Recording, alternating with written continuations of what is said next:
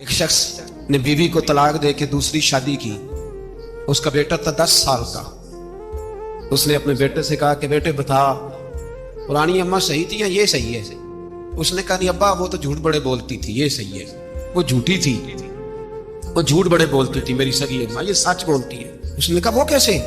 کہنے لگا اس لیے کہ میں کوئی شرارت کرتا تھا تو میری سگی اماں مجھے تھپڑ مارتی تھی، وہ کہتی تھی تجھے روٹی نہیں دینی، جا دوڑ جا گھر سے.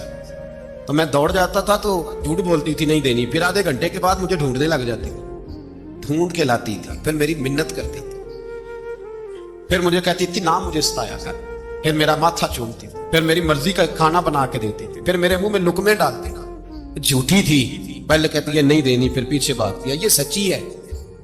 میں شرارت کرتا ہوں تو تھپڑ مار کے نکالتی ہے، پھر میں منتیں کرتا ہوں پر روٹی نہیں دیتی، پیر پکڑتا ہوں نہیں دیتی. سچ بولتی ہے، اپنی بات پہ ڈٹ جاتی.